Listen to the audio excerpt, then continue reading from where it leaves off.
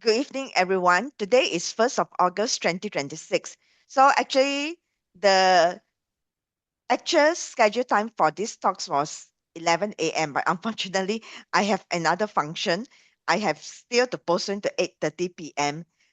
Tonight. Thank you for joining me on this beautiful Saturday evening. Okay, the rain has stopped. I think the here in Penang. I don't know about in KL. I was in KL like this week or so.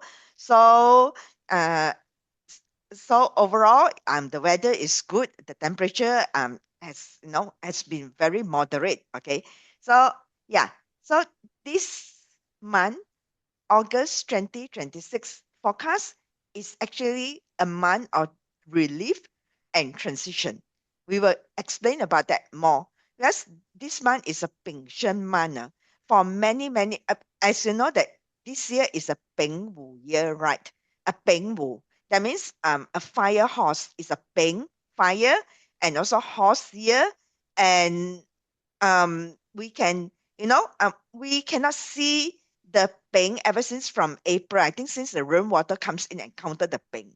So that's why that means when you have the year pillar, the ping, which is the tai sui, the emperor of the year, the king of the year, like being counter. So the months will be quite tough. And now the emperor or the tai sui or um the king of the year has returned here.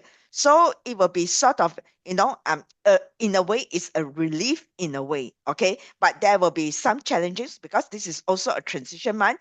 Because for the past 2 months, it was a fire month for Ping and Ting, okay, for this year in a fire year. So a lot of people finds that, a little bit challenging. In fact, some people will find a lot of challenges. The energy is different. Some people can find it. So can you just put it in the chat box for me to know that, all of you tonight that are here, do you find that, June, July is a very different month? You can feel the energy is different. Either it's challenging, non-challenging, or it will be sometimes it could be extremely good for you, exceptional good for you. Some people will find it challenging. So if you have if you feel this type of changes, can you just put in a tree for me in the chat box? I use tree because in the flying stars tree it means that changes.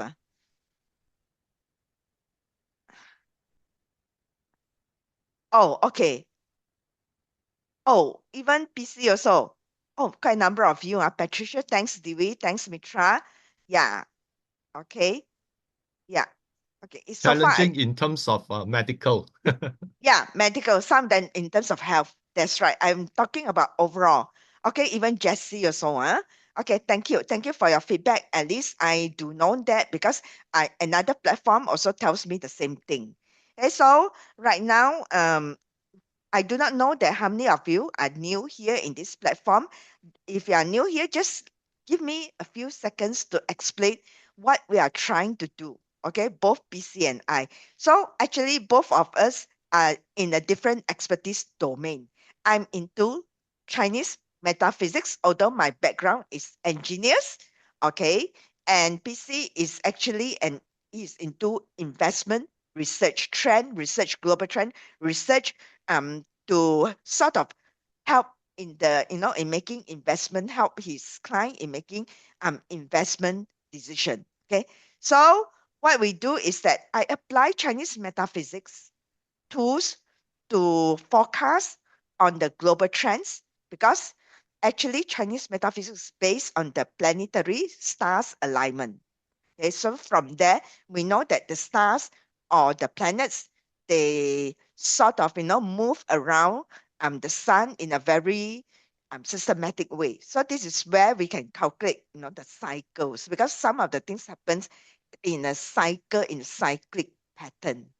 Okay, so this is why I use it, and this is why, as an engineer, I can, I can, I sort of, accept the tools as as a very scientific tools. If you understand Chinese metaphysics more, and PC, he will do his trend research and then he will also predict the upcoming energy. Okay, we have put in all our work in a book called Unlock Your Wealth Potential, and also in our yearly book that we have double checked. This is the fourth year that we are doing this platform. We started in, I think, 2022. Okay, so yeah, after so many years, I think we have our years of um credentials to prove our work. Okay, so this is what we do, and it will help you to make a better investment decision. And our membership in astrology and global trends is also growing like organically. We do not do any paid advertisement as well. Okay, yeah, somehow or other, if your work is good, it will reach to a lot of people. The universe will help us to, to reach out to you in this platform. So let me talk about um today's agenda. We will start with introduction, which I've done, and then disclaimer and a brief recap of last month's energy, because we do go back and check our forecast last month and correlate with the global trends, which happens last month as well.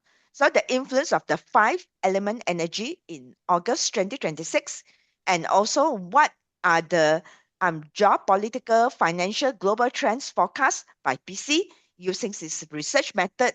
And finally, we wrap off with summary, okay, for what we have talked about for this talk here.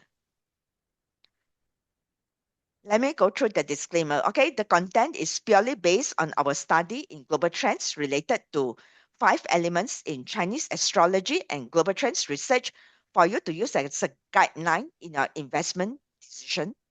Then we will advise all of our participants here, followers of our platform, okay, to be to exercise caution in investment, because we are in a very volatile situation. So you do your own research, your own diligence on the company that you want to invest. We will not give any stock advice. We will not share any stocks that we have researched in this talk, but we will share it in our Telegram group for our members of astrology and global trends. Okay, and our members is able to, is able to ask questions in that platform as well. Okay, yeah. So we analyze different regional economies, especially for PC, such as US, Europe, China, and definitely there will be differences from the regional perspective, as the observations are based on our study, not based on our own opinion. So we have to be very objective, just based on the studies that reflect the current economic situations. And our source of research might not be only from the mainstream media. Okay, it could be from KOLs as well, that truly credible KOL that truly reflects the current situation, or the current global trends situations. This does not, we know that in mainstream media, sometimes they are being manipulated, maybe for political reasons. They might not paint a very accurate picture. So this does not reflect, as I said, this does not reflect any absolute or definitive judgments about any specific regions. Okay. Yeah. So this is the book that we have here, Unlock Your Wealth Potential, the 5 years. So we wrote this book in year, I think, 2023. So now what we have written, I think most of the things in this book has already started, to take place. Okay, especially these 2 years. Yeah, this is our annual forecast book that we have, for every year. And we can you can actually download the sample, and you can actually buy it as a soft copy. Okay. Yeah. So last month was June 2026. That actually in the 24 solar system is a 小许. That means you transition from fire to earth. It was a very strong fire month as well. And then we have the hexagram of well, Okay, well means the water well. Okay, so and this is what we have forecasted: strong fire, missing elements that weaken structure and control, exposing hidden operational problems. And at the same time, we have the climates, infrastructure, geopolitical, financial markets that we have forecasted as well. Okay, so what we have done is that last month we forecast that there is extreme heat waves. At the same time, there will be wildfire shortages that is happening as well. Okay, and also some water related um, um, disaster as well. That for example, here in Spain, in Europe, I think there was a very massive heat wave. Yeah, unfortunately, especially in Europe, okay. And I think even in some parts of US, for those who call from US, maybe um you can, you can validate what I say. Okay, I saw some of the news as well, and then extreme rainfall as well, floods, um, in China, in certain parts of India. Okay, and this also in fact the power grids because definitely because this is a correlation, a direct causation of a heat wave. When you have heat wave, that means you will load the power grid more because you on your air conditioner. So I heard that in some parts of Europe you're not supposed to on aircon. Yeah, because of electricity problem. Yeah. So in geopolitics, we talk about, greater competition over water, food, energy, and also technology, strategic trades, and military posturing. So this is what happened that in water, shippings, comes under further attacks. So oil price has, little changes. That means it does not improve the oil price as the peace talk effort on hold, and also the vulnerability of the Gulf to the attacks, because the Gulf states they rely on desalination plants, and these desalination plants also will be under will have a lot of is in a danger zone in. Yeah, okay, so and also Russia says that it's sort of struck the Ukraine ports, and also some tension in the Pacific, in here the eastern the Straits of Taiwan. Then in terms of energy, we can see that some of the energy the farmers fear repeat the global growth forecast has maybe has lower.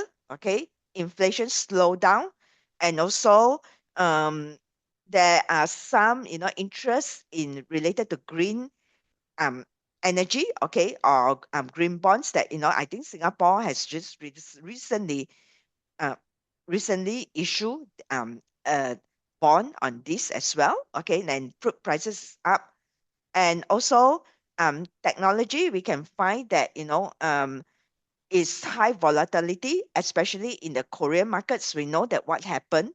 Okay, suddenly the Korean stocks index has crashed. Okay, and also um semiconductor route, and there is also challenges in semiconductor supply chain, because I was in manufacturing, and I'm so very active in manufacturing because I'm doing some consultancy work for manufacturers. So we can see that they also have problem in their memory chips and all this. So it's quite it affects the manufacturing schedule as well. Okay, and also the social unrest in multiple areas. In South Africa, I think in US, in India, and also I think in Prague or Czechs in Europe as well. Okay, yeah, that's a protest. So right now, let's look at month of August 2026 energy here. Uh, Okay, so August month actually is the Shen month or the monkey month. This is the arrival or of autumn already. Okay, Shen is a metal energy, and metal is in autumn. And what happened is that they have a countering effect from the stem itself. That means the fire ping and the year pillar is countering the metal. Okay, and there are two ping fire also, so there will be a lot of clashes between powers. Okay, because we actually prefer not to see in the universe. At least in our universe, we only see one sun, right? When you have two suns, they will compete with each other. Okay, especially for sun, they don't like to see two suns. Yeah, it's very important. This one, so earthly branch is a half combo of sheet. So we can see there's a half fire combo is already happening. That means still is a conflict of water and fire clash as well. Okay. So in weather, so water in the chart is present. There could be, the good news is that the weather is cooling off, but maybe the summer heat, sometimes it could remain sort of powerful because we have two suns. And then the sharp, there will be although it's cooling, it's not like, a very gradual cooling. So it's like, a very sharp extreme temperature changes. Okay, instead of smooth cooling, there might be increase of typhoon and hurricanes and in or monsoon activities that is coming soon as well. Okay, from the chart that I read. And also the natural disasters, there will be, either war fires or industrial fires. By the way, I already stated, talking about fire. If you have any old power bank lying around in your house, please go and dispose them as soon as possible. Especially put it in the soft sector. You will have, chances that you will have problem. Sometimes you can see it expanding already. And even old devices like tablets and all this inside, they got lithium battery one. Okay, I do engineering for lithium battery process.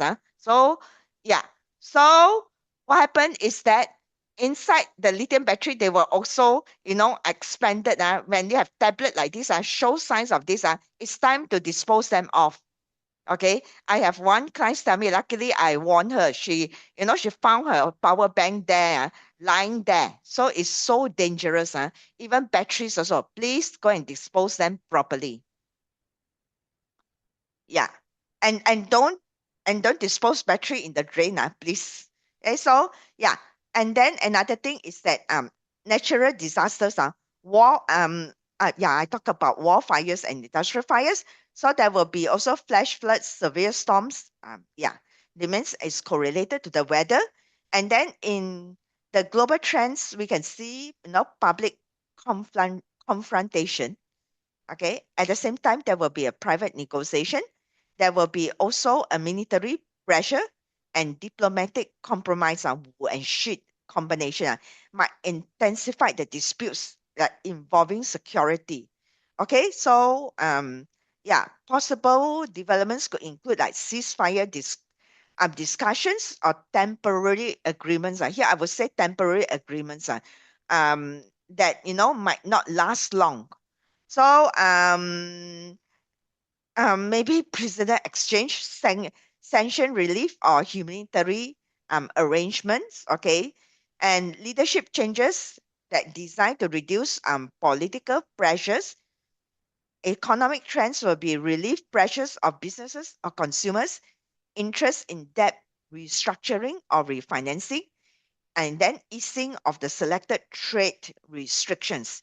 In the financial market trends, this translate into volatile market sentiments rebound after earlier selling or uncertainty, maybe, and short-term optimism, you know, following the policy support or geopolitical relief, volatility in energy and also commodity prices.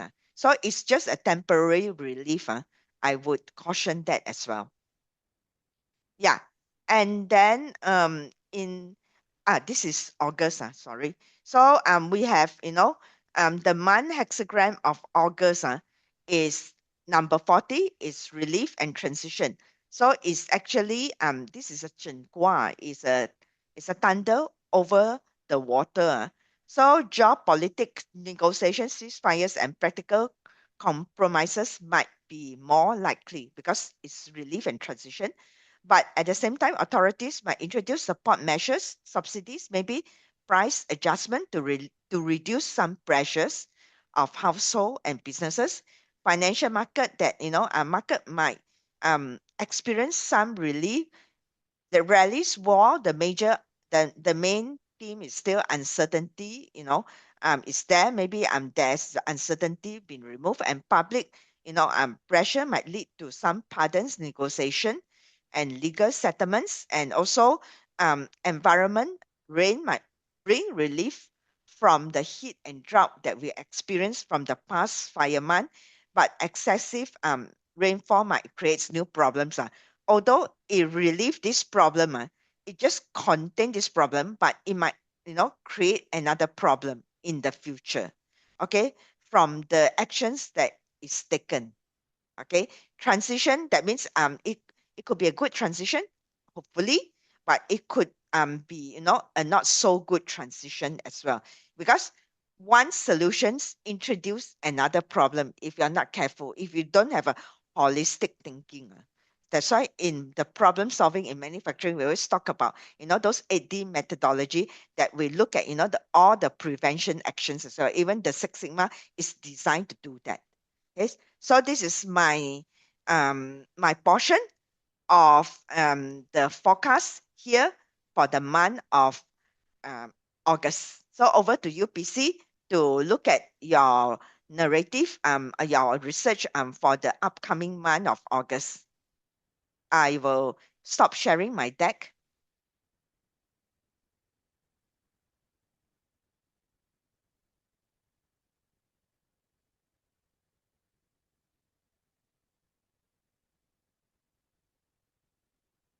Okay, thanks, Evelyn. So just recap on some of our predictions in July. In the US, we mentioned that budget deficit is on course to hit more than 1.5 trillion, but the deficit came in at 1.367 trillion instead. So that's a shortfall.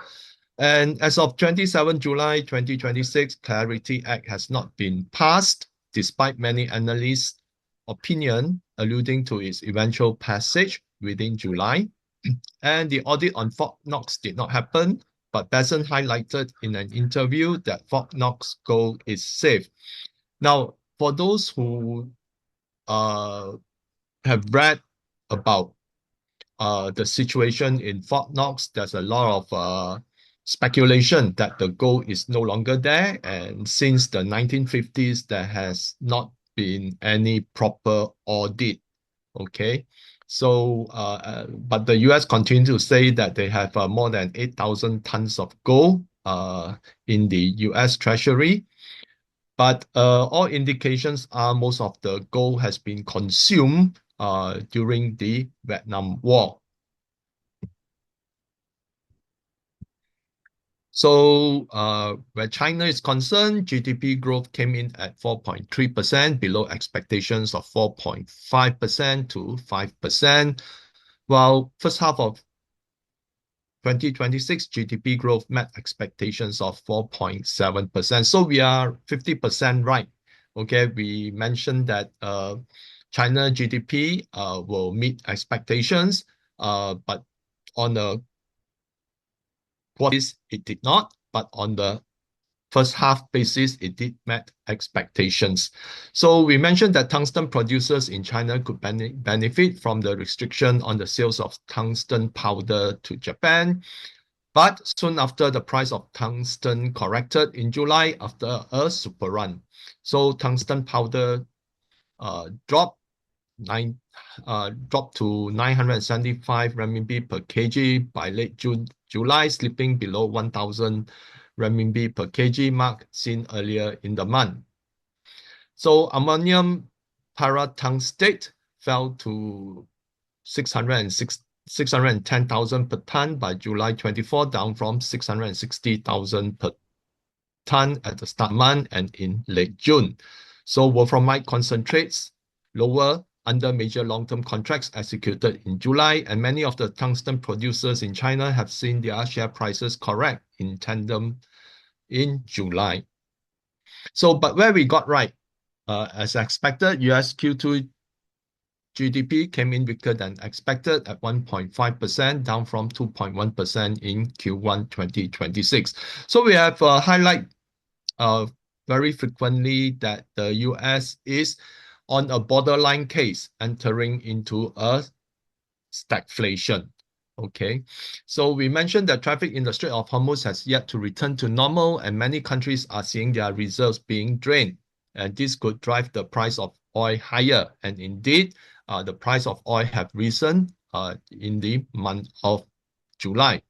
We also warned that the ceasefire MOU would be difficult to maintain due to too many red lines. No sooner than that, the US-Iran war resumed with all its intensity and oil prices surged. So month to date, as of 27 July, WTI crude has risen $15.42 per barrel, or 22.16%, from $69.60 to $85.02 per barrel.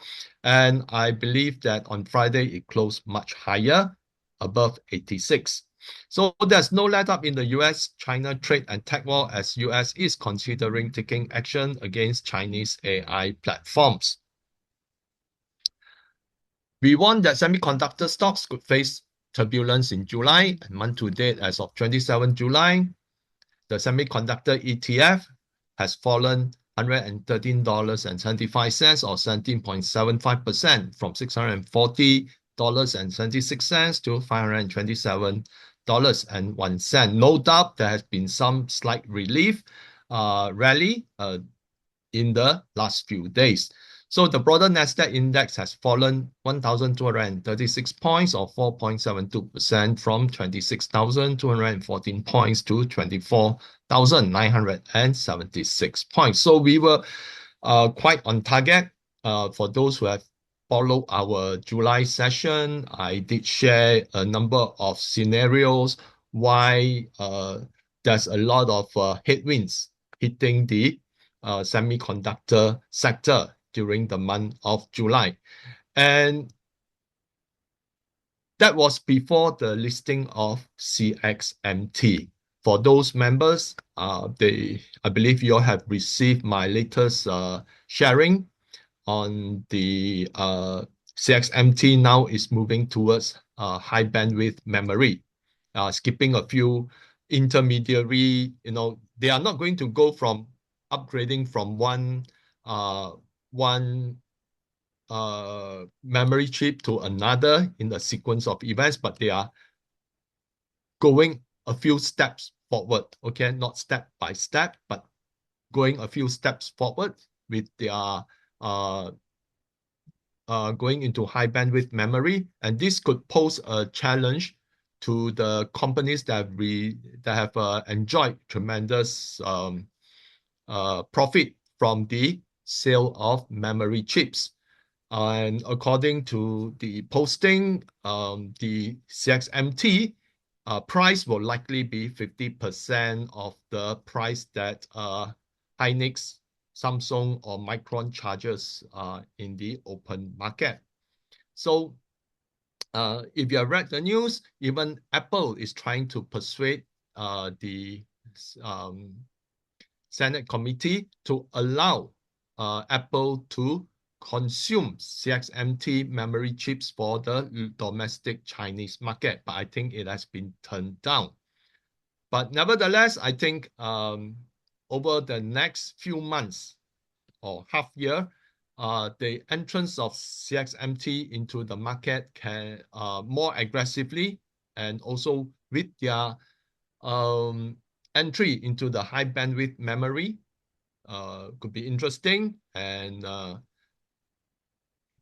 we could see more pressure being built as the erosion of margin takes place for the existing player.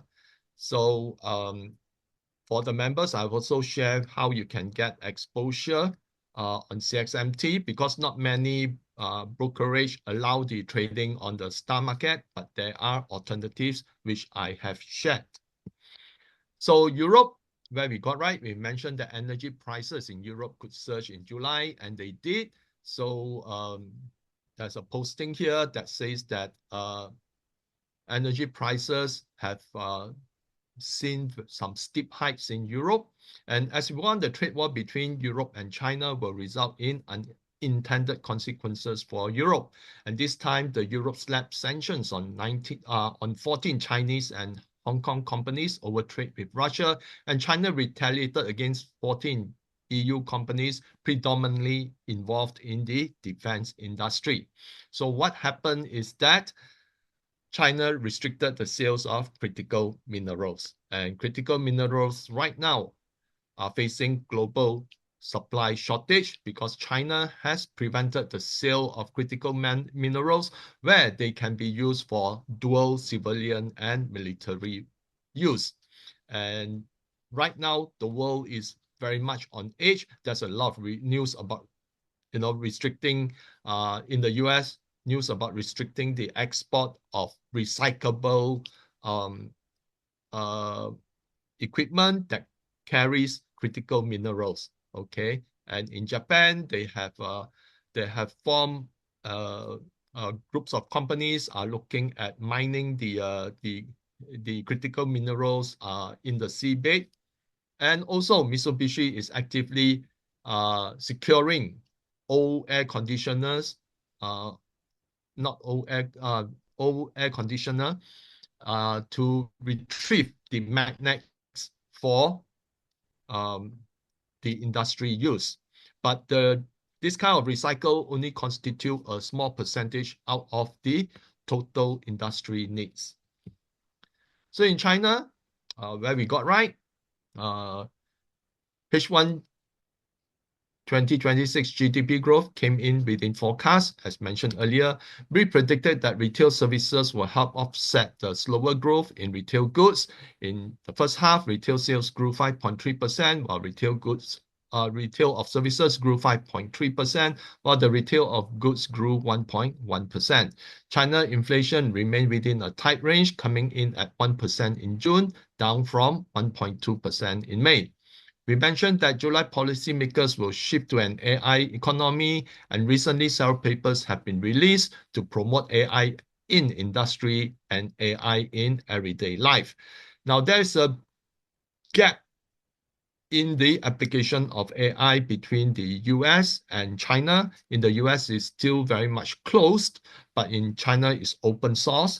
And China has already been applying the AI application throughout multiple industrial sectors. So when it has been tested, okay, and it has been running, and right now China then is looking now China after all this is being tested, okay, and the demand is there, they are looking at increasing their data centers. So the US is different. They believe that the companies involved in the development of AI believe that you need to increase the compute power, okay, the computing power in data centers before they can be applied across the uh, industrial sector, okay, but China does it the other way. Whatever is available, tested, okay, ensure that that's demand, and then build out the data centers. So we mentioned that AI companies, especially those with existing profitable business like Alibaba and Tencent, would perform. So this is what happened, okay, and in the past month, it has increased 19%. I think it has increased much more because Alibaba closed on Friday at 117. Okay, while Tencent have grew slightly, still a few percentage point. And the difference is because recently there's been some ruling against gaming in China, so that sort of prevented Tencent from gaining further, even though the AI side has seen gains. Okay, but the gaming actually rein in the gains. But Alibaba Group, as I mentioned, instead of being going for those pure AI companies like Knowledge Atlas and Minimax, it is a better choice to invest in Alibaba because they also own significant stakes in multiple AI companies and it's already delivering profit rather than going for companies with solely AI platform like Knowledge Atlas and Minimax, which continue to see dilution in shareholders' value because their losses uh, amounts to billions of renminbi per year, which will then need to raise capital to continue developing their AI. So we mentioned that data center operators could also benefit from the policy, and GDS Holdings has gained 8% in the past month. But I think GDS holdings have actually increased in terms of the share price. I think it's right now more than $30, and Sun eVision Holdings have gained also more than 8%. So the EU slapped sanctions on 14 Chinese companies and over trade with Russia, and China retaliated, as we mentioned, that trade with Europe will be uh, back to accusation and also trade war. So the US is considering taking action against Chinese AI platforms, but China issued a warning against the US and that it will fight against the sanctions. We mentioned that China will continue to promote the internationalization of the renminbi. Recent trade data shows that the renminbi settlement in China Middle East crude trade exceeded 41%, whereas the US share is roughly 52%. So you can see that a lot of the oil trade right now is shifting towards the renminbi. Now, there's been a lot of questions about US action in Iran. I think there are a few. Okay, one of them is because of the geopolitical reason caused by the Israel needing to expand its territory in the Greater Israel project. Then, of course, there's a lot of trade oil trade that is conducted in renminbi, which threatened the US dollar hegemony. And because the oil trade originally was only in US dollar, but subsequently the shift to renminbi has actually put pressure on the US dollar as a global reserve. And because Iran is also the gateway through through which China can gain access to the Middle East oil without the shipping. Therefore, part of it is to reestablish the US dominance in the region to protect the US dollar hegemony and restrict the flow of oil to China. Okay, due to uh, by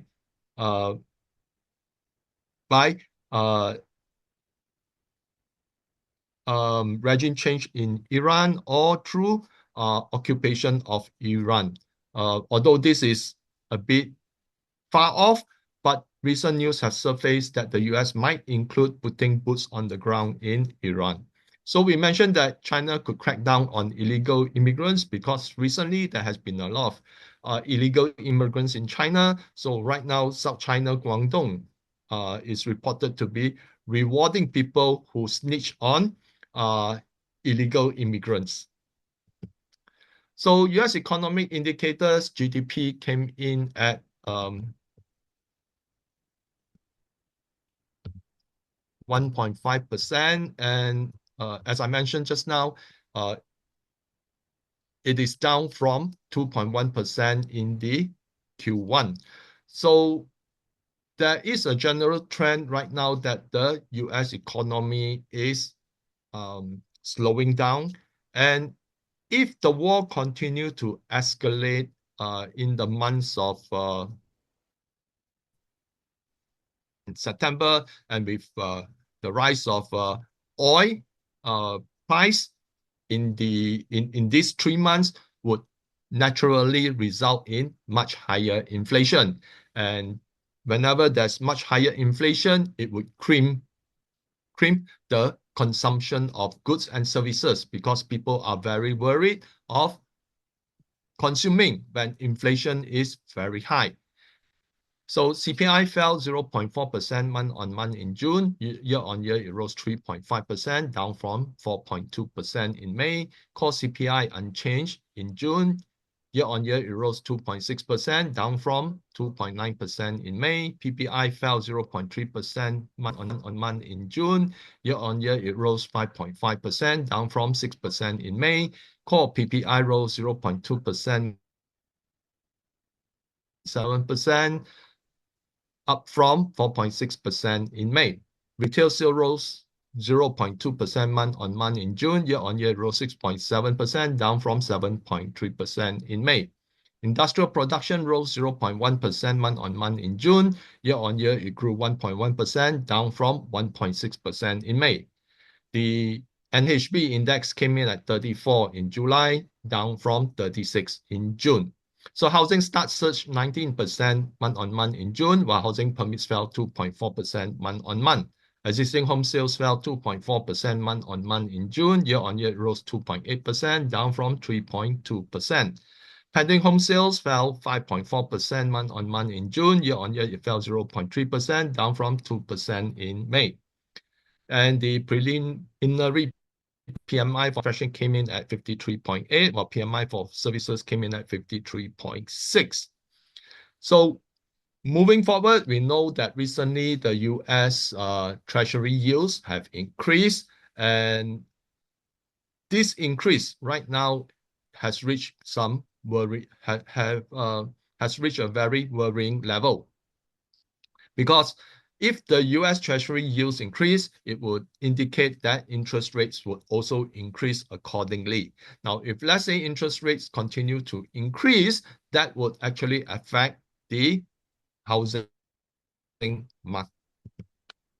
So the Conference Board Leading Economic Index for the US declined 0.2% in June to 99.1, following a 0.1% in May.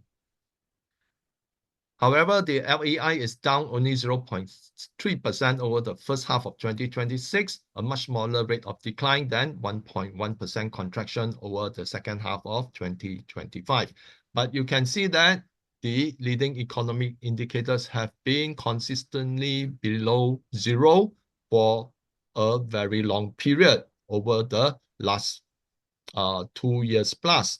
And that means that while the broader, if you look at the stock market, you look at the GDP, it has not indicated a severe case of stagflation, but in the economic indicator, leading economic index, it is already indicating stagflation. And normally stagflation is synonymous with slowing growth, okay, high inflation, and also increase in unemployment. So the US have not gone into a full-fledged stagflation, although right now two things are already there, which is inflation and the slowing growth. Okay. Now when it comes to employment, for those who really go through the employment report, you can see that again is manipulated somewhat, in a sense that the headline will always reflect the U3 data, which include the part-time jobs. But in a real sense, the permanent jobs has actually declined, okay? And right now, part-timers consist of ever-increasing group of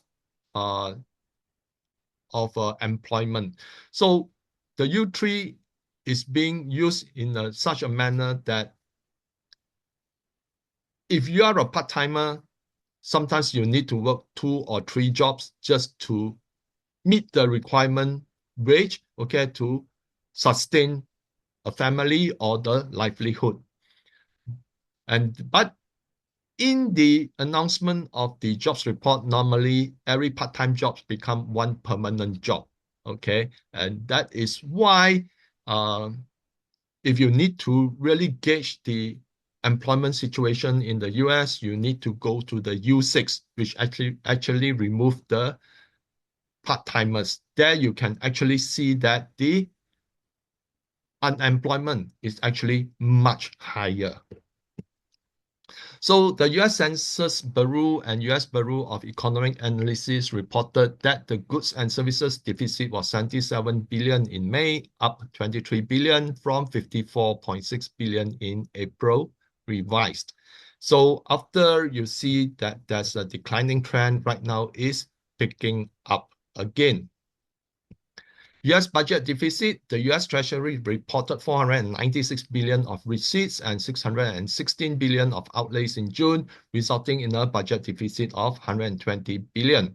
From September 2025 to June 2026, total budget deficit amounted to 1.367 trillion.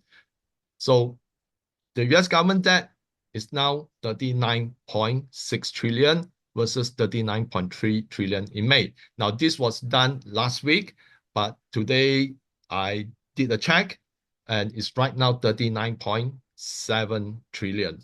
So US interest payment on debt over 12 months have reached 1.219 trillion. And month to date, the US Treasury repurchased 4 trillion of debt. So you will understand that right now, the US government debt is, in a very critical stage. First and foremost, the yields from US Treasuries have increased. And if let's say the yield increased, that means that the borrowing cost would have increased quite strongly, okay, or quite a massive amount. Now today, while writing the weekly report for the members, I did a brief calculation. Now in just 1 week, the yield for the 10-year treasury has increased by 6.6 basis point. Now this 6.6 basis point may not look a lot on paper, but if this increase is applied to the 39.7 trillion debt, this is equivalent to increasing the debt payment by almost $300 billion a year.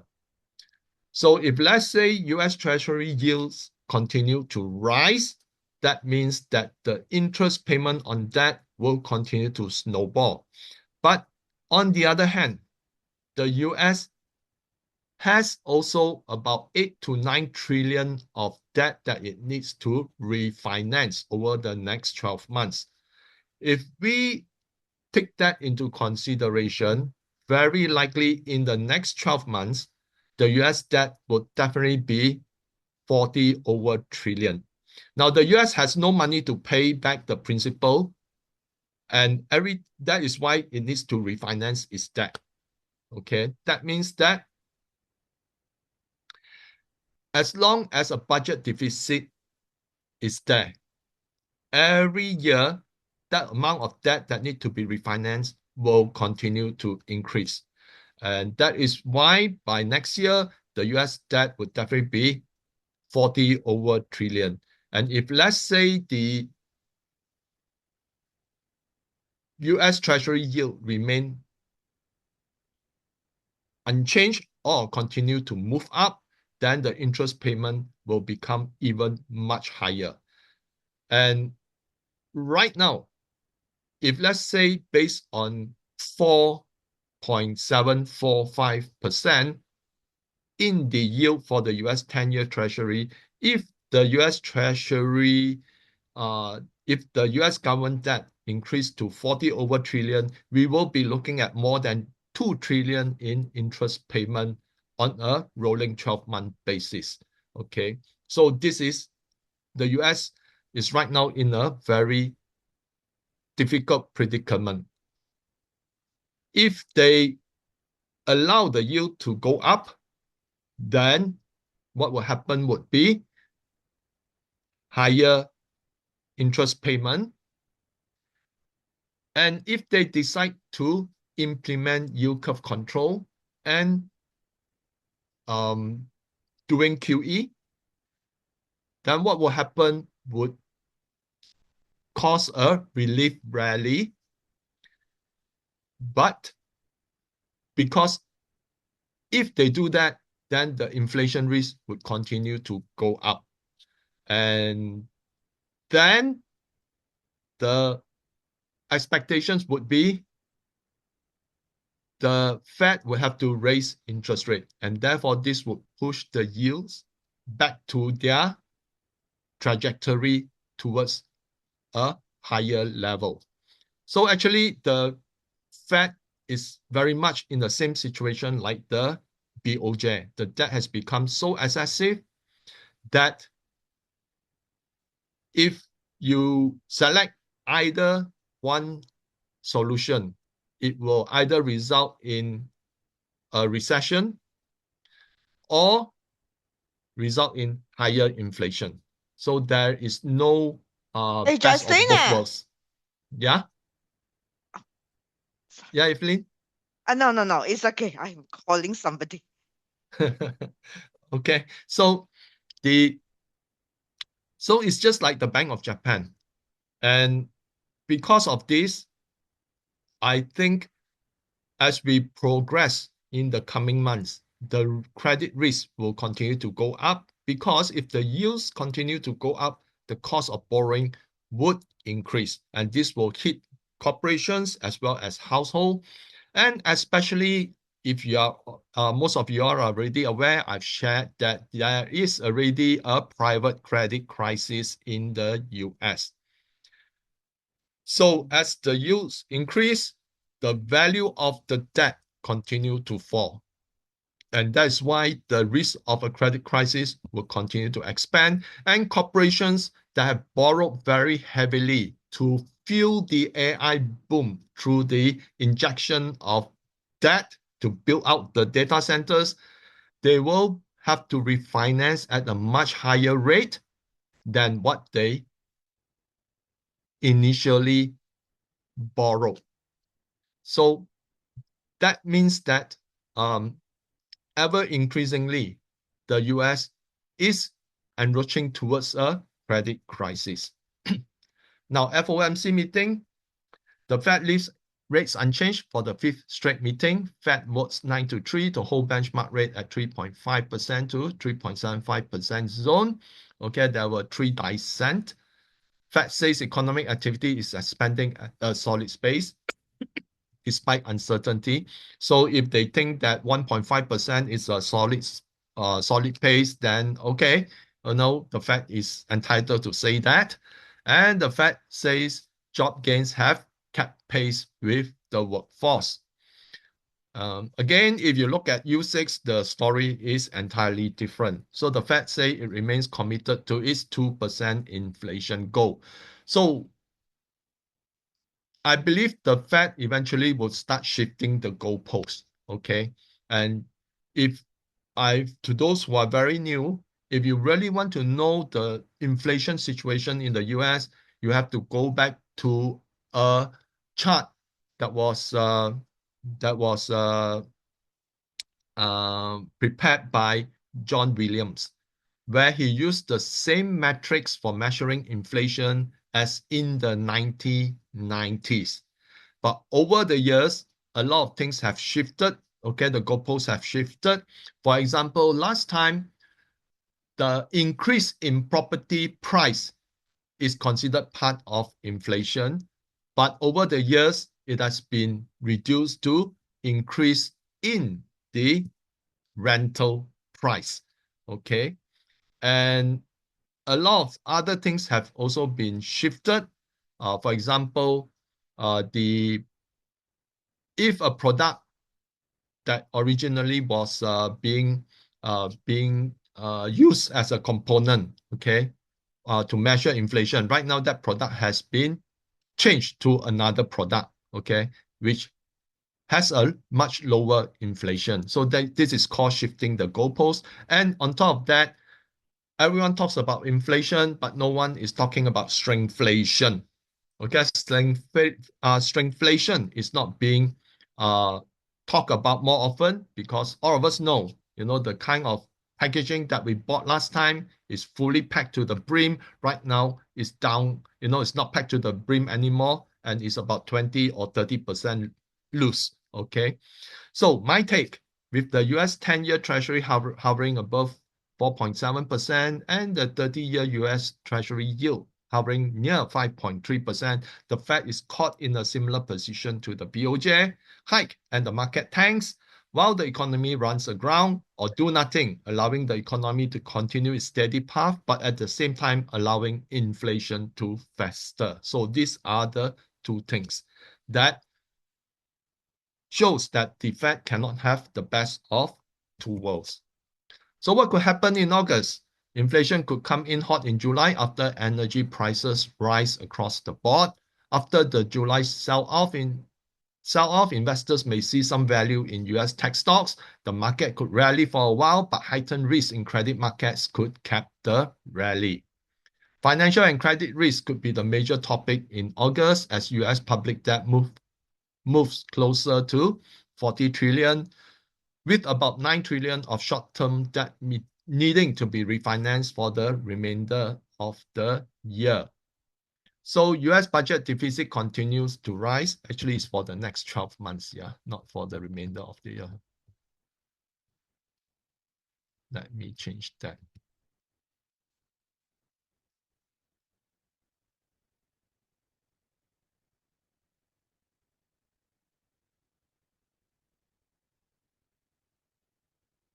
So some major tech companies,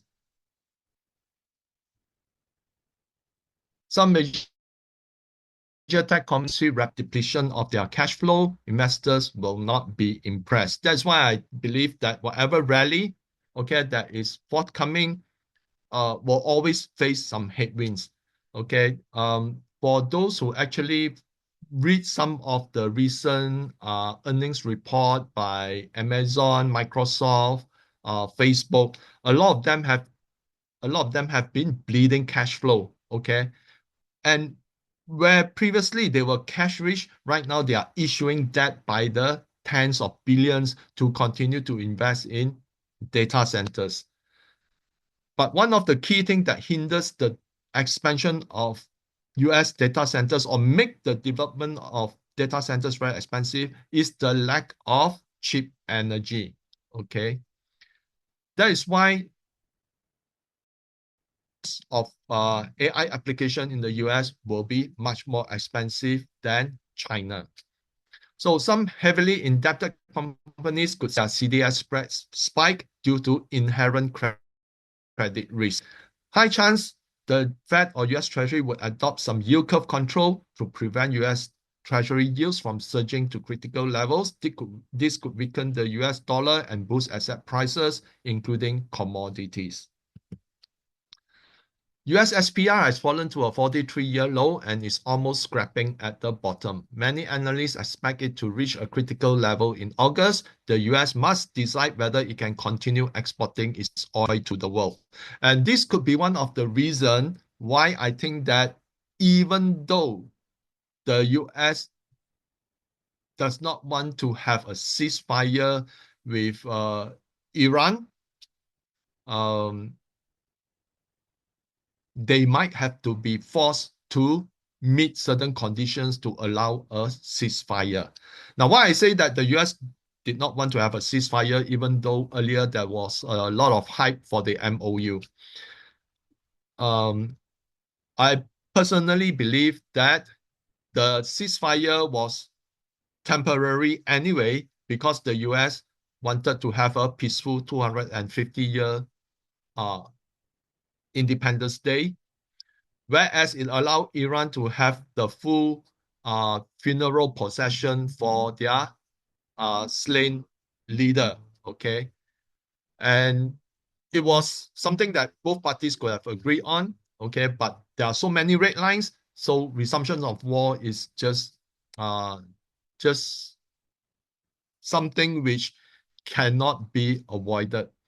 So unless the US have reached a situation where its SPR can no longer supply to the global market, it needs to be refilled urgently, then the oil must flow from the Middle East. Even though the war has started, the price of oil is being controlled. And I will share with you later the kind of mispricing in the oil price. So the political environment could become toxic as the midterm elections draw near. Don't be surprised if one or two leaders could be thrown under the bus by Trump to pull up his sagging popularity. There's a lot of whisperings that the Secretary of War could be the scapegoat, okay, because Trump can always blame him for putting him in, to pushing him to go to war with Iran and therefore causing a tremendous mess. Okay, Trump would blame everyone except himself. Okay, so more public discontent with the US government arising from economic and financial issues and recent House vote to merge US military with Israel. So Euro area CPI came in at 2.8% year on year in June, down from 3.2% in May. UK CPI came in at 2.6% year on year in June, down from 2.8% in May. Euro area retail sales rose 1.6% year on year in May, up from 0.9% in April. UK retail sales rose 3.2% year on year in May, up from 0.1% in April. German manufacturing PMI came in at 50 in July versus 50.3 in June. Services came in at 49.6 versus 48.6 a month ago. France manufacturing PMI came in at 50 in July versus 51.2 in June, while services PMI came in at 49.8 versus 46.8 a month ago. UK manufacturing PMI came in at 52.8 in July versus 52.5 in June.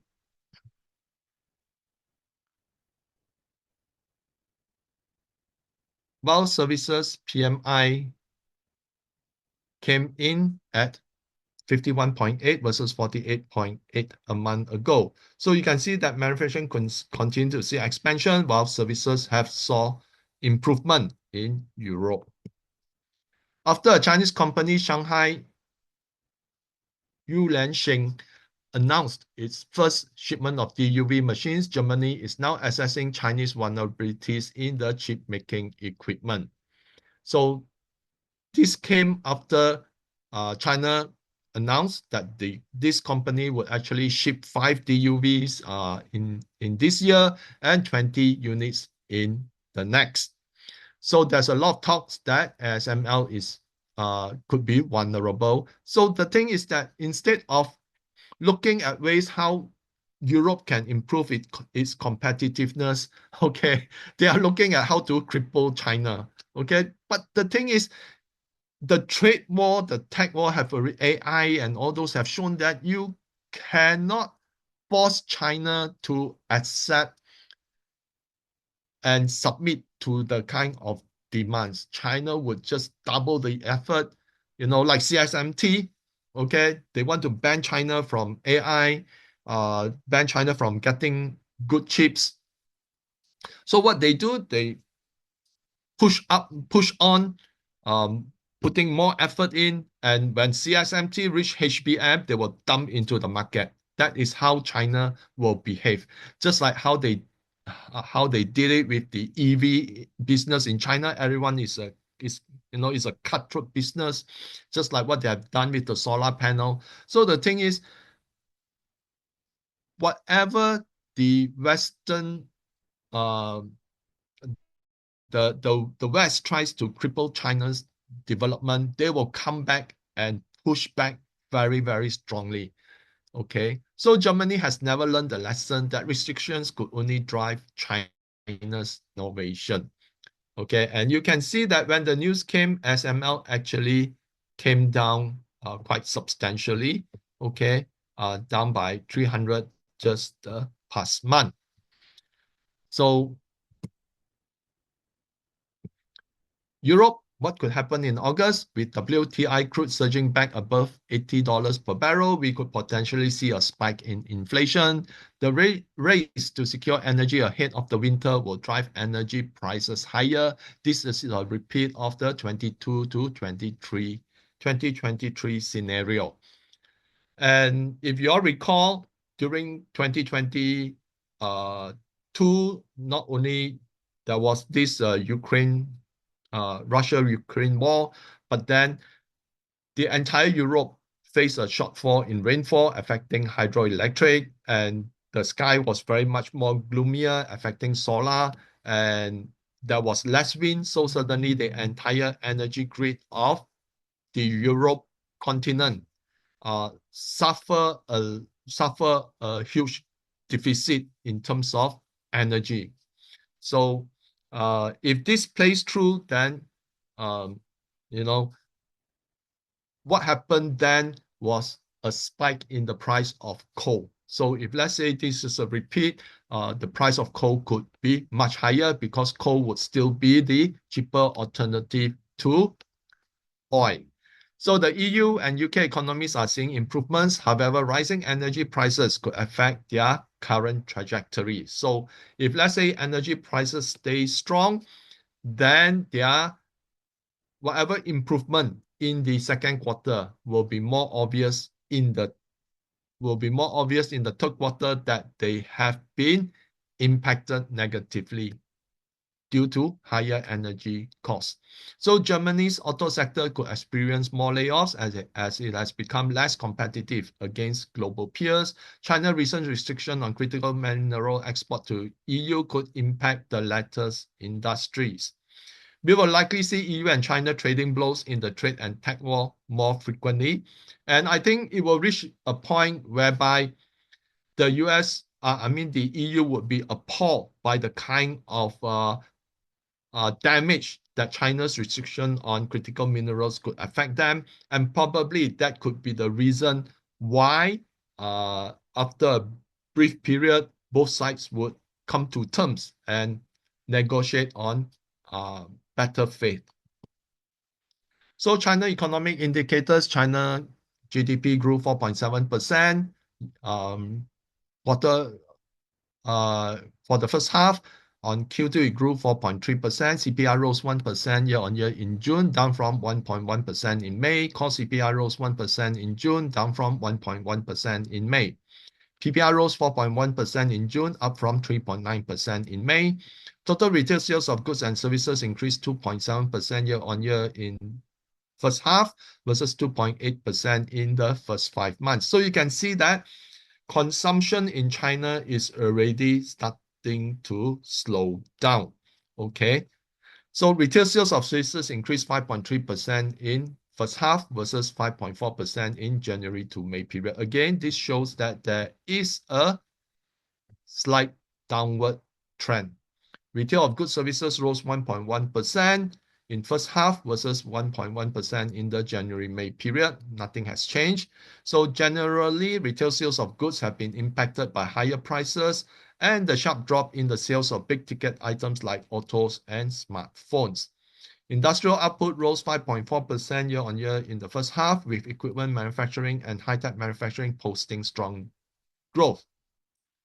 So industrial output rose 5.3% year-on-year in June, up from 4.8% in May. Now, China fixed asset investment dropped 5.7% year-on-year in first half versus a drop of 4.1% in the first 5 months. In June alone, it fell 0.37% month-on-month.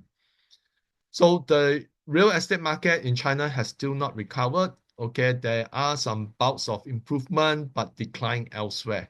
China is gradually shifting from massive infrastructure spending to more targeted infrastructure spending, while the property sector remains weak. So that's why previously the fixed asset investment has been quite well supported by China's infrastructure spending. But as it is, China right now is pulling some handbrake, okay? Because I believe that they see that the global economy is slowing down. There is no point in putting a lot of money into the economy as yet before the full impact can be assessed. Okay, so unemployment rate was 5% in June, down from 5.1% in May.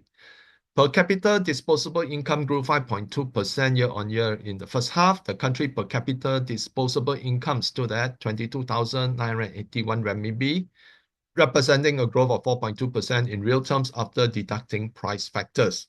The income growth of rural residents outpaced that of urban residents. In first half, the per capita disposable income of urban residents reached 30,126, marking a nominal year-on-year increase of 4.4% and an increase of 3.4% in real terms. Rural residents per capita disposable income was 12,699, marking a nominal year-on-year growth of 6.4% and an increase of 5.5% in real terms. And that's the reason why China right now is actively promoting the consumption of goods, especially EVs here, in the rural area, because their disposable income has increased at a much higher pace. Now, that's why China has a huge population in the rural area. And with their increase in per capita disposable income outpacing those in the urban sector, I think given another few years, China would actually add, more millions of middle income group into the entire middle income group. So China trade data, China foreign trade jumped 16.9% year-on-year in first half to 25.47 trillion, marking the first time the figure has exceeded 25 trillion for the same period. Export rose 13.4% year-on-year to 14.7 trillion, while imports expanded 22.1% to 10.74 trillion. The resultant foreign trade surplus amounted to 3.99 trillion or 575.98 trillion. So in June alone, export rose 27%, while import rose 36%, resulting in a foreign trade surplus of 125.6 billion. The primary driver of China export is high-tech products. And if we look at it, if the next 6 months from July to December, if China can consistently maintain a trade surplus of more than 100 billion per month, then very likely China trade surplus is on course to achieve 1.2 trillion in 2026. So China real estate, overall decline in home prices across Chinese cities continue to narrow with signs of stabilization. New home prices in China's first 4-tier cities fell 1.3% year-on-year in June, with the decline narrowing 0.4 percentage point from May. Prices of existing homes in 4 cities dropped 4.9%, with the pace of decline easing by 0.9 percentage point. So in the first tier city, there is a tug of war between on certain months it might gain and certain months it might drop. Among 31 second tier cities and 35 third tier cities tracked, year-on-year declines in both new and existing home prices also narrowed from previous month, except for new homes in third-tier cities where the rate of decline remained unchanged. Month-on-month home prices in first-tier cities edged up in June, while those in the second and third-tier cities either declined or were unchanged. Number of cities reporting month-on-month increases in new home prices rose 20 in June, up from 16 in May. Now, if you look at it, China tracks the entire cities that China track, I think is 71, if I'm not wrong. And with only 10 registering home prices increase, that means that the market is still far off from recovering. The inventory of unsold new homes nationwide fell for a 4th consecutive month at the end of June, but still more unwinding of inventories need to be done. Now, normally I share China power consumption because that would give a better insight into China's real economy. Okay, China electricity consumption increased 5.3% in the first half, driven by strong growth in internet data services, electric vehicle charging, and high-tech manufacturing. Total power consumption reached 5.1 trillion kilowatt hour. Now, China's calculation of GDP is very much different from the US. In China, GDP means gross domestic products. That means that it must be goods related. If let's say for services like paying for an entry fee or a ticket to an attraction, or things like legal fees and rental, these are not constituted as being part of the GDP. But in the US, a lot of the uh, a lot of the things like services, medical fees, and all those rental are all lumped into the GDP. So there is a very clear distinction, okay, in China where services that is considered part of the GDP would be things like F&B, okay, because food, there is a product. Drinks is also a product. So those would that actually have a product will then be would be those services that will be included in the GDP. But for let's say legal fee, rental, and all those would not be included. Okay, so that is why. But this kind of services actually consume power. If you open a dentistry, you know, the equipment, yes, that's part of it goes to the GDP when the dentist purchase those equipment. But if let's say he's already operating from the premises, the fee that he's charged, okay, doesn't add to the GDP. But the power consumed will be tracked. And that is why, even though China's GDP came in at 4.3% in the second quarter, but if you or in the first half, it came in at 4.7%. But if we track by the power consumption, is 5.3%. So that's why many economists, those that are very anti-China, would say that China is marging the GDP. But those analysts that really have been into China, many of them have to conclude that China is actually understating the GDP based on power consumption. Okay, so just to share those who are new, okay, there's some distinction here. So power consumption in the tertiary sector rose 8% to 991.6 billion kilowatt, the fastest growth among the three major sectors of the economy. Electricity used by internet data services surged 44% from a year earlier to 49.4 billion kilowatt hour, while consumption of electric vehicle charging and battery swapping services saw 56.9% to 81 billion kilowatt hour in the first half. The boom of AI applications has become an increasing important driver of electricity demand. And like AI, if you pay for the subscription, okay, it is, it doesn't involve any goods, okay?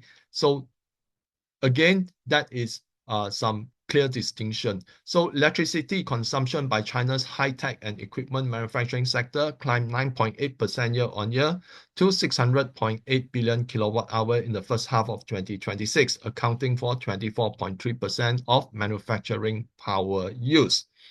So for what will happen? Inflation will remain within a tight range. China has increased oil imports in July, but it is still below the peak. So you can see that China actually, import of oil actually fell. So that could be one reason why there's no external push to push the price of oil higher, because the import of oil, China actually reduced it by almost 50%. Okay. Uh, but many people say that China shift to its reserve, and it's not helping the global economy actually, but because most of China refinery is catered for the more oil from the Middle East, which have actually high sulfur content. And because of that, Okay, they cannot like import oil from elsewhere just to continue consume refining it, because the entire refinery is specially catered for more for oil which has high sulfur content. Just like in the US, um, US have light sweet crude, so that light sweet crude cannot be refined without the input of heavy oil. Okay, and then it can be refined. So that refinery in the US must cater for blending process that involve heavy crude. So that is why there's some clear distinction where refineries are concerned.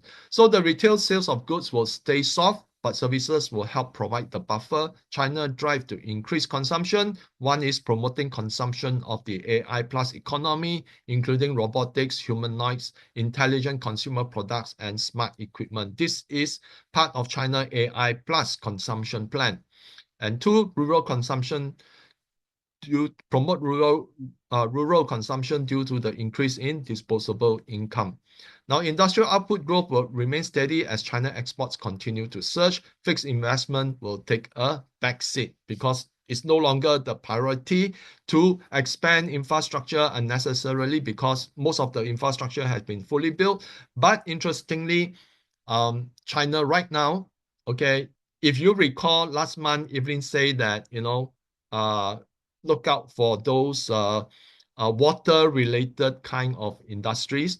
Okay, now what China just introduced is that because of the sequence of floods, China right now has introduced a, a policy to relook at the not only renew renewing the urban landscape, but also improving the drainage, improving the sewerage, improving the channeling of water, besides improving the electricity grid. Okay, so all these are actually something to do with energy and water. So China policymakers will work to divert huge amount of savings to investment, i.e. gold accumulation accounts and approved ETFs. Meanwhile, the government will open up the financial sector for foreign investment. Trade and tech war with the US will remain, but intensify with the EU. China AI will continue to hog the headlines, which has become the most contested domain between US and China. And recently, I believe just yesterday, DeepSeek actually has come out with a new version. Breakthroughs in science and medicine will be announced as China implements industrial scale AI. As the countries transit towards technology and AI-based economies, some inevitably will be left behind. The slowdown in certain sectors of the economy could cause financial distress and some business owners. Reports of crime may be more frequent. So geopolitics, the US-Iran war has intensified in recent weeks and will likely continue, though there is a concern about the rapid depletion of missile stockpiles in the US. And here is the source from CSIS showing how much inventory is left in the US missiles. And the shocking thing is that it takes almost 4 years to replenish. Okay, so that is why I think although the war could intensify, I think it will reach a certain period where there's no option other than to call for a ceasefire. Okay, thus it is to Iran's advantage to pursue its attack on US military bases in the region. Iran can only attack from a standoff position due to Iran's use US, not Iran.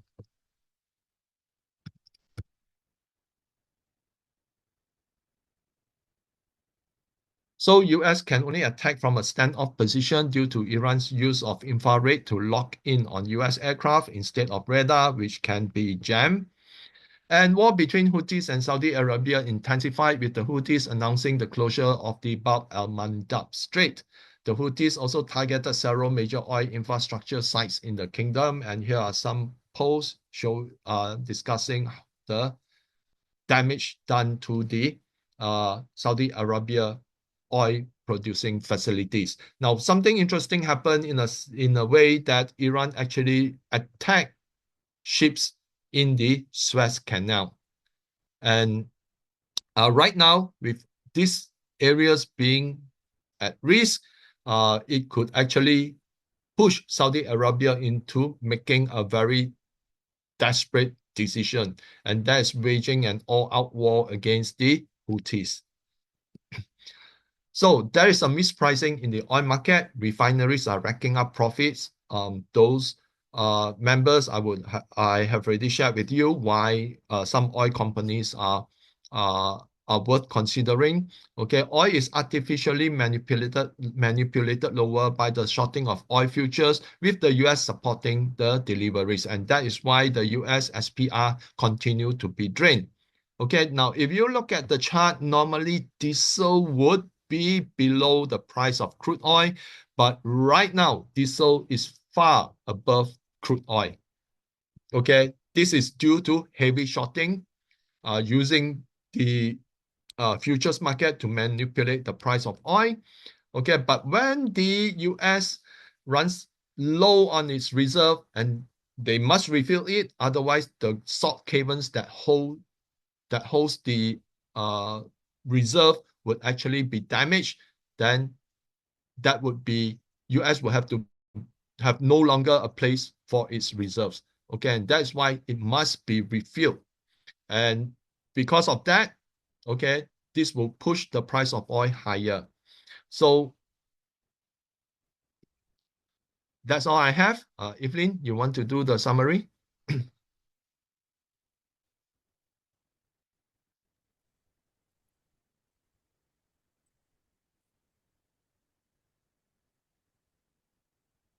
So, Evelyn, Yeah, okay. So let me just change to my deck here.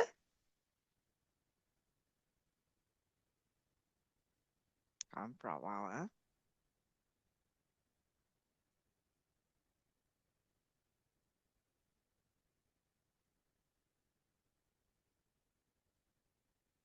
Okay, PC, have you stopped sharing?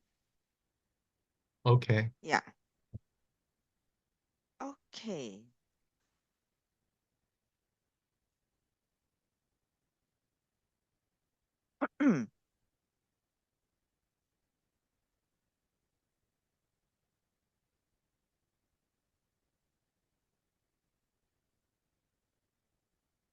Let me share again.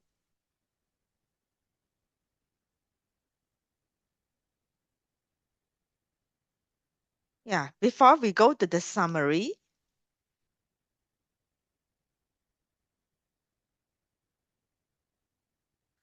yeah, before we go to the summary, I just wanted to share this offer with you all on our astrology and global trends special for the June, um, the half year price. So it will be 179 for comprehensive member. Okay.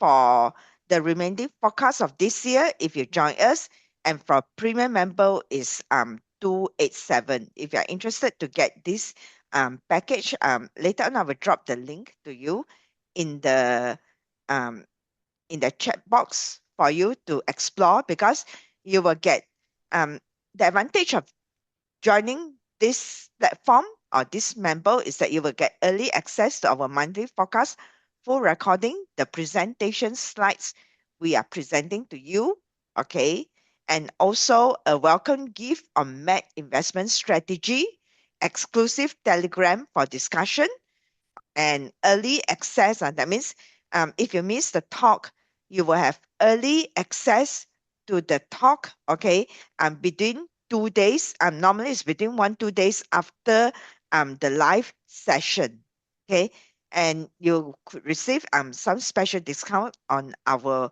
courses. So for those that if you join a premium member, you will get a weekly market insights report from us on from PC, and also some three victories achievement direction and the daily achievement daily direction for those that who knows how to use it.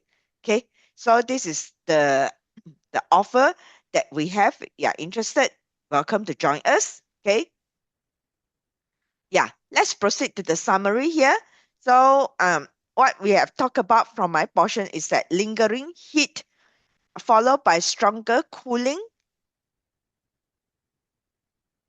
Check. Okay, followed by stronger cooling storms and heavy rain. There will be a rapid changes. That means extreme from dry to wet, cold to hot condition. So there will be a strong public confrontation, maybe followed by some temporary ceasefire, as PC has stated that sometimes they have no way to retreat. So the only thing is ceasefire. Okay, so and then there will be chances. Hopefully, this will not happen. There will be like natural disasters because there are elevated symbolic risks of war fires, flash floods, landslides, and infrastructure damages. So in economy, there might be temporary relief and short-term stabilization, and financial volatility really rallies, and also sector rotation and caution towards overheated speculative assets. So when pressure is released, okay, on the month of Ping Shun, because we see the Ping, the Tai Sui of the year already, okay, it's back. But the transition remains unstable and requires decisive action. So over to you. I'm busy to do the summary. Yeah, thanks, Evelyn. So there will be many attempts for a ceasefire in the Middle East, but we'll have to start with the US meeting several key demands from Iran. So I think the US would probably be pushed to accept certain conditions. But the hard part is how to dress a defeat into a win. Okay. So meanwhile, public approval for the war has been stuck below 40 points for 5 months. As inflation surges again, central banks will be reluctant to hike as bond yields surge to multi-year highs.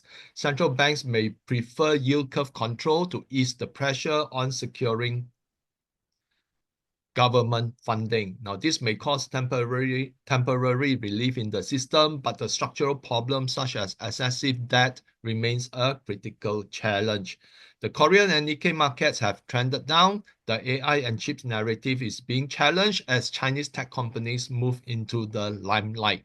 And that is not the end. The listing of CXMT is not the end of it. I can share here that the next big listing will be by MTC, okay, which is which is also in the DRAM business.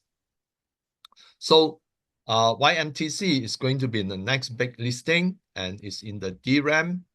And another company that is on the horizon for listing would be Kunlun Chips. Okay, Kunlun Chips is actually owned by Baidu, and it has also a very high profile price target. So there will be many Chinese tech companies that are going to push forward. Okay, and this will be a good time to ride on the Chinese wave of AI and data center outbuild, because right now the US has already, uh, the data centers in the US is in the thousands. Okay, from last I checked is more than 4,000, but China I think is less, is around 500 or less. Okay, so there's a huge gap, and that's why riding on the Chinese tech would be more uh, would be a better risk to reward kind of ratio. Will have a better reward to risk ratio rather than the US, because most of them have already gone up by 10, some of them even up to 20 times. So this is something to look at. But when these Chinese companies are listed, I can rest assured uh, with you that they will dump the price. Okay, and that means that those that have been riding on wave of gains of 10 to 20 times would likely to see their margins being affected. And this is the way that it's being done. Okay, for example, SMIC, China's largest foundry, uh, foundry.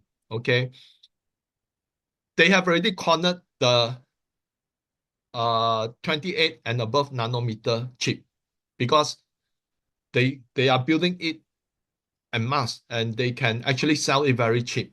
Okay, that makes that those companies that like TSMC that they were previously selling high-end as well as low-end chips, suddenly find that their low-end chip is being targeted.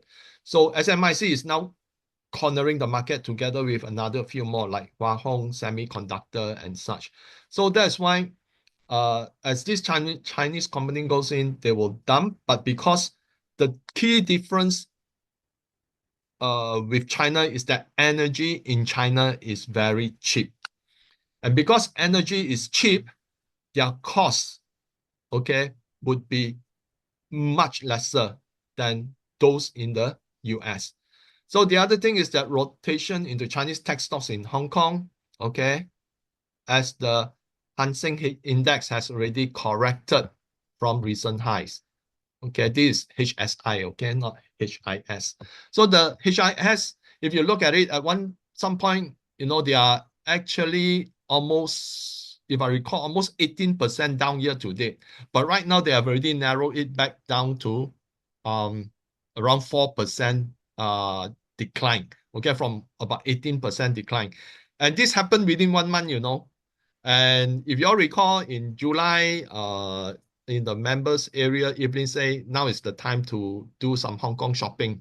Okay, and this has already transited.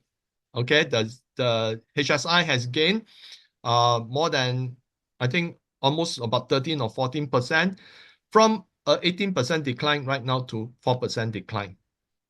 Okay, Yeah. so If you want to know the future again, and maybe you can follow us or later on once our period 9 course is available, for recording is available, maybe we will also sell the recording in a different package as well.